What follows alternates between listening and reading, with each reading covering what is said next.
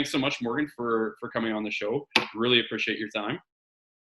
No problem. So I guess we can start by just chatting around, current events and the elephant in the room. So being the CEO of, the real estate Webmasters, how have you been able to manage the transition from working on campus to having a lot of your people kind of working remote and working, in the new reality here? How has things kind of been for you guys with the transition? Yeah, it's interesting. Obviously, the dynamics are different from region to region and from country to country. And I feel like in Canada, we've been very fortunate for a lot of reasons. We've got, really good supportive government, healthcare, and a lot of space in between people. So we're not as condensed as a population. So, first of all, for the other people not in Canada listening, like it's a different paradigm for us. But we still obviously want to support the global social distancing effort. Shelter at home where you can. Myself personally, as we talked about, we were on a work trip and all this stuff went down. So I was quarantined for the last 14 days. I just got off quarantine, which is great. But no, it's been an interesting and really stressful and challenging exercise in urgency, right? Mm-hmm. We all realized very quickly, not only is there a serious health impact if you don't move quickly, but there's also a serious economic impact. And so we spent our first week, just absolutely ensuring our staff were safe. We obviously had sidebar conversations about, what next and how to take care of our clients and all that sort of stuff. But we moved from over 100 people on campus, between our Vancouver and Nanaimo offices to 0 people in our Vancouver campus. We actually shut our Vancouver campus down. Wow. Everyone went home, and we're about 75%. Nanaimo campus has gone home as well. And for us, because we're not what some people think of as a tech company in the sense that we don't work remote. We have a work on campus policy. And that's to encourage collaboration, product quality, culture. And so it's a real hit for us to not see our friends and our family every day. And the people we work with, we really do think of as family. And so there's a morale hit. There's a process. I mean, we're just all trying to figure out how to work with each other collaboratively in the same way that we're used to, but not being able to talk face to face. And there's logistical challenges too. Like we didn't have take-home laptops for everyone, right? And in our world, security is massively important. And so we don't allow people to work from private machines. They have to work from company machines so that they have the proper security software and VPN and all this sort of stuff. We had probably 40 take-home laptops in our company for travel and whatever. Right. So trying to find 60 extra laptops in a crisis is actually pretty difficult. Well, especially when Apple goes and shuts down all their stores. That's exactly right. Exactly right. So there was a lot of adjustment. There was, retrofitting people's spaces at home and doing, an analysis of where they could work. They're bringing their actual physical PCs home or their physical Mac, Mac Pros and stuff like that. So, we moved very fast but it was really challenging and really stressful for our leaders and for our staff. So we're up and running. We are at a reduced staff level though. That was the next piece is that we recognize that demand was pretty significantly impacted as well. We're in, we're in the software business, but we have a large agency and our overall staff levels have been reduced by 40%. Oh, wow. It's pretty significant from that perspective. But there is government programs that actually help offset those costs. And so, again, being Canadian, we're very fortunate that the net of the people who have either been laid off or have staff reductions in this country, can oftentimes end up keeping them relatively close to their standard of living. So I think we're very fortunate to live here. Absolutely. Well, and I think if anything, this just continues an overarching story arc for your story of, how Real Estate Webmasters has grown to become a household name in, the real estate technology market, because you have to constantly, pivot and iterate and change things ongoing. And so, obviously this being a black swan event and being extremely terrible, really this has been in your core DNA and being able to adapt. And so, maybe it'd be really helpful or really exciting to kind of talk through how your path to kind of get here and how you were able to take, an idea and a concept back in, was it 2004 when you launched this, to build it up to where you are today? Yeah. So I, historically I come from the search engine space. I was the first SEO guy. I owned SEOguy.com. I was one of the founders of SEO Chat. So back in the late 90s and early 2000s. That's sort of my origin story. And I became really successful in education. Actually, real estate was not my first vertical. And so successful, in fact, that the company I worked for, who ended up being the University of Phoenix, decided they were paying me too much money and wanted to buy it out. And so I did my first sort of buyout deal, and I did very well, but it also came with a non-compete in education. And so I said, wow, vertical marketing is something I'm really good at. I should pick my next vertical, right? And so it was actually about 2002, I think, that we got into real estate, because I had a few clients SEO clients from my SEO consultancy. And obviously I just got a bunch of money, so I bought a bunch of real estate, and I'm an entrepreneur. So, you do a lot of research, and real estate becomes a big component of empire building and stuff. Yeah. And the crux of it was, I needed to pick another vertical, because it was just, I knew exactly what I wanted to do. And at the time, we actually opened a company called realestateoptimization.com. So Good. REW wasn't REW yet, right? Because It's like Stephen King before he was Stephen King. yeah, right? So yeah, we did only SEO services, but what we found very quickly was there was not very many good vendors. Actually, there was no good vendors, quite frankly, in the space. I was used to working with Adobe, eBay, Digital River, big companies who had some household names, right? And then when you start working for a successful realtor or brokerage, in 2002, they didn't have tech companies or in-house design or anything web related, and so we found it very frustrating to try to do the job we needed to do on subpar products. right? And so we started bringing in top level design talent, top level programming talent, and needing to custom build the platforms from the ground up. And so we realized pretty quickly that our name didn't really match our services, because we were doing design, we were doing branding, we were doing programming, we were doing writing, not just SEO.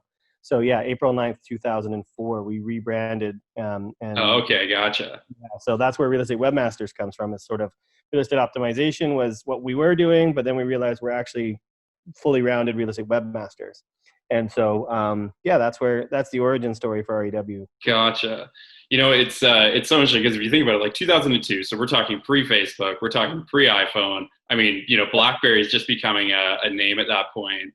And so, you've been able to see the spectrum from, call it, web 1.0, 1.5.0 to now where we're talking about things like iBuyer as well, subject to them all pausing last week and this week. But, and you've got all these sort of industry changes. And one of the key conversations that I find myself having all the time is, what is next? How have we kind of gotten to where we're getting? And less from sort of the association industry level, but really what are the realtors saying, and how has their businesses changed over it? And so, it would be really interesting to kind of get your take on how you've seen, the business model for the agent change over the course of, let's say 2004 to now, and then also how you kind of see it going forward, both with the impact of, say, with COVID now being part of this, but also kind of with the technology and the constant investment. And, you've got Compass, and you've got SoftBank, and you've got all this capital inflows. There's just a lot of things going on there. So it's a different question now, isn't it? Yeah. So here's the thing. Fundamentally, I don't actually believe the value proposition or the job of being a realtor has changed since 2004. Okay. And I think their pitch has changed, and I think maybe their understanding of what they do and provide as a service has maybe evolved, and they've become more articulate around it. But I have always believed, and I will continue to believe, that the realtor is the emotional heart of the transaction, right? I don't think that real estate is the same as travel. I don't think that a lot of the parallels are the same, because this is, as everyone talks about, the largest financial transaction in anyone's lives. And it is complex, because you're dealing with multiple parties. You're dealing with buyers, sellers, sometimes multiple parties in each side of those things, financial institutions, title, mortgage, everything. And people don't seem to understand that while you can remove the complexity in some of those transactional pieces, there's still a human on each side of the transaction. And dealing with humans is something that algorithms don't do that well, right? And dealing with the emotional components, even in the best of times, is still a difficult thing. And I believe that people will always want to work with people when it comes to transacting homes. So I don't actually think the role of the realtor has changed. I think that the realtors who have suffered are the ones who are actually trying not to be realtors. Interesting. Right? So if you think about what people are accusing Zillow of trying to do, and if you think about what people are saying about iBuyers, realtors themselves were looking for more efficiency to do more transactions, etc. They were actually trying to take themselves out of the transaction. Those people can't compete with Zillow because their value proposition compared to Zillow is not the same, right? They don't have the same capital, they don't have the same technology, Yeah. etc. Right? But any relationship-based realtor, which is what I think every single realtor should be, has the same job and will always have the same job, is how I feel. Now, with respect to COVID, it's funny. I was on a call with some of my VC friends earlier today, and this is a whole different ballgame now. The recovery, from COVID will be a few months. The economic recovery will be a few years. Yeah. And if there's one thing we know is that when people feel apprehensive and when people are scared, they are going to flock to safety. And safety is going to be the expertise of the realtor. And so I actually think that all of those people, Zillow, any iBuyer program, et cetera, if they've overinvested, I think they're screwed. Interesting. I think that their model relied on predictability, right? Their model relied on the fact that we can put money in now because we can clearly see a path of safety for the next couple of years in order to throw these billions of dollars in, take losses, grow market share, etc. But the game has changed, and it's consumer sentiment has changed in an instant, and Do we you, will not be unafraid in 2 months. so do you, so, and I can completely understand those points. So do you think that from the realtor's point of view, though, with their technology, that this is going to help spur innovation on or adoption from the agent side to let's say streamline more, call it remote, again, video chat, kind of like what we're doing here to help broker the transaction? Do you think there's going to be a spur in that type of innovation? Um, well, not innovation. The innovation exists. I do believe there will be adoption. Adoption, sorry. Adoption, yeah, that's a better word. There will be adoption. It's forcing us to work outside of our comfort zone and to start looking at some of the things. It's interesting. I was reading a Harvard Business Review article the other day, and they were talking about how the fact that in recession, people actually do tend to invest more often in technology because there isn't the opportunity cost. And Right, right. there's an important point they make, and that is when times are really good, you're way too busy closing deals to do anything else. And you want to make hay while the sun shines or Yeah, whatever, totally. right? But right now, we actually have the time and the resources. We can't get rid of our resources. We need them because this is a short-term thing. This is 3 or 4 months. So we have to put them to use and to good use on projects that will benefit us on the upswing. And so absolutely any technologies or infrastructure or any project that will actually allow people to capture market share as we start going back up, I think the smart companies will be investing in. Well, and I would imagine that's probably the conversation you have with a lot of your clients as well, right? Is, it doesn't take a day to build a website, right? And it doesn't take a day to invest in good SEO either. So, Right. Now is a really good opportunity. Again, assuming that, the world will continue to turn. I'm going to make that assumption. I think you're going to make that assumption, right? And, you look at, I think I was reading a report from Mike Delpreet where he referenced the recovery from SARS in Hong Kong in 2003, I think it was. And it was, the transactions dropped by 80 to 90%, but within 2-3 months it snapped right back.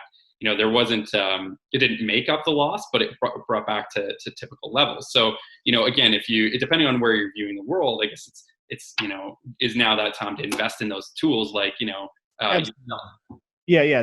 What I talk to my teams about is there's really 3 kinds or 3 groups of people right now in this pandemic. There are the people who are absolutely crushed by it, both emotionally and financially. So they don't have the choice to right. invest, but they might not be able to anyway because they're just not handling the world. There are the people who are the wait and sees, where they probably could if they wanted to take a risk, but they're kind of waiting and seeing. And then there are the people who see this as an opportunity and have the resources to take advantage of it. But the way I break it out for my team is I tell my team at least 50% of the people live in that world where they cannot do anything right now. They just have to do what it takes to survive. Mhm. And absolutely they should do so. 40% of the rest of the people, or 40% of the people, are the wait and sees. That takes 90% of our opportunity off the table for the next couple of months. So as entrepreneurs, we understand there's a massive impact. Imagine 90% of the business, like you said, for SARS goes away in real estate. It's no different for vendors, right? So we have to figure out what's going to happen with the 10%. And that's the group that we're talking to. because right now, sensitivity aside, like we are sensitive to this. Of Yeah. course, as a company, we took care of our people first and made sure that everyone was safe and healthy. But then we actually have a responsibility to the global economy to try to flatten the curve when it comes to recession. And that means where we can encourage people to invest, we should. So from your perspective, having gone through the financial crisis, how does that compare to what you're experiencing now? So it's totally different. Here's why. The financial crisis was actually the best growth time in the history of my company. And the, Interesting. and the reason for that is if you think pre-financial crisis, people just didn't care. They were closing deals left, right, and center. They were spending money on TV commercials and all this stuff. They had no idea where the money was coming in from, but they were happy to spend it because there was lots coming in. Right. As soon as the financial crisis hit, people realized they needed to tighten their purse strings. And what, again, they would do is flock to safety. The internet is completely trackable, right? You put dollars in, you can track where those dollars went, what leads became those, out of those dollars, and what deals came out of that. So if you're going to choose between an expensive TV commercial and billboard versus guaranteed ROI, you're going to pick the guaranteed ROI. And so we actually got a lot of business and growth during the financial crisis. But it was also not as it was not as much of a black swan, to your point, event. It was a little bit more not predictable. I think it was actually. I Well, think some people called it. well, not just that, but its impact took time to truly take effect. Right. Instantaneous, and it was prolonged. But then the recovery was similar, right? But here there was no time to plan. Here there was no conversations. Like it was last week we were talking to somebody about doing a new project, and they had all the money in the world, and this week they're broke and they're asking for a discount. Right. Yeah. Because panic, the fear, the media is so strong right now, and it's totally understandable. But I think in 2 weeks, people are actually going to be going, you know what? I'm glad we overreacted if we overreacted, but now we recognize that this is the new normal, and let's get on with the course of business so we can save the economy. Well, and it truly is a paradox in the sense that, if you don't react, then the worst happens. But if you react, it never occurs. So then the question is, well, should I have reacted so strongly, right? And so, it's such an interesting, it's those thought experiments that they have, and pick your favorite university or something, and then it's now reality. But so I guess in saying that, and just kind of to get here towards the end and to wrap it up. So obviously there's lots of change going on. There's lots of challenges happening. In your opinion, how do you see the next year? We'll put a timeline on here. What are the biggest challenges to realtors and tech companies over the next year? And then what are the biggest opportunities for both tech companies and realtors over the next year? So the challenges to realtors are, I think, very predictable. Surviving the next 90 days from a financial, because again, historically, they don't have a lot of savings. They don't nobody plans for these things. So surviving the next 90 days is the challenge number one. Challenge number two is actually taking advantage of the opportunity that's going to happen on the upswing. They need to be prepared for that, right? Because you're right, just like with stars, it might not recover to the exact same level as it was, but you also have to recognize a lot of people are going to get out of the business. There is going to be a ton of opportunity for realtors 90 days from now that they need to start preparing for today. So as long as you're at home and you're safe, the challenge is financially making sure you make it through and all that sort of stuff. But if you've got that covered, people really should be thinking about how to service the market adequately and take advantage of the market share that's going to happen on the upswing, right? Because we're going to hit a bottom in about a month and then it's going to start going up. So that's the realtor challenge. Tech companies, again, everyone has to survive. There are small, medium, and large size tech companies. A lot will not survive. I think there will be adjustments to people's expectations when it comes to M&A. M&A will be wiped out, I think, from a high multiple, high valuation perspective. Right? It will still be done, but companies are going to go on sale. We know this. 10 to 20x revenue numbers aren't going to be the norm. Well, that's not the norm in our space anyways, but somewhere between 2 and 5x is going to be tech companies. And your 2 to 5x is going to become 1 to 3, right? So if people don't adjust their expectations, they won't be able to sell their companies. And there will be less people wanting to buy companies unless they're on sale.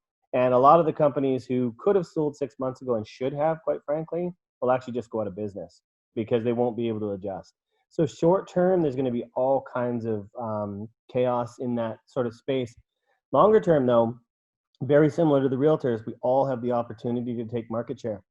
Everyone is going to go online because everyone's going to realize, holy shit, during this time, I did not have a good CRM and I wasn't able to be organized. I wasn't able to reach out to my past clients. I wasn't able to continue to do my business if I wasn't able to do open houses or door knocking or whatever. So I think for those of us who are in the platform, CRM, lead gen space, it's going to be a massive, massive bounty. It's going to be there. Everyone will get off the fence. Everyone recognizes now the value of online collaborative tools. And so I don't want to look forward to anything per se because of how shitty this situation is for Totally. everyone. But if you needed to look for a silver lining, I think the opportunity for the good tech companies is actually quite high. Love it. Love it. So then just last question. So hypothetically, it's 2021, Inman Connect, New York City, you're the keynote speaker. What are you talking about?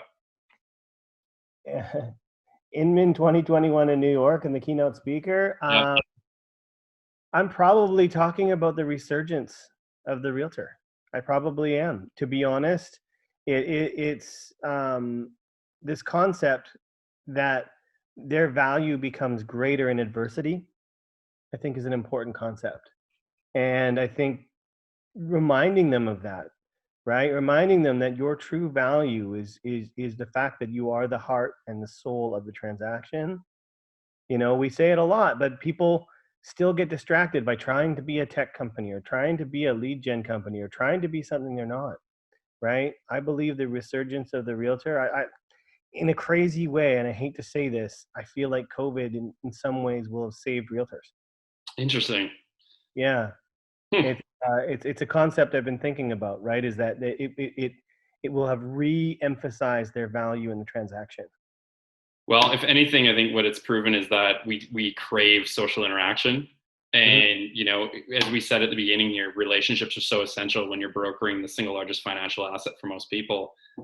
So, I think that time will obviously tell, but yeah, it's definitely plausible.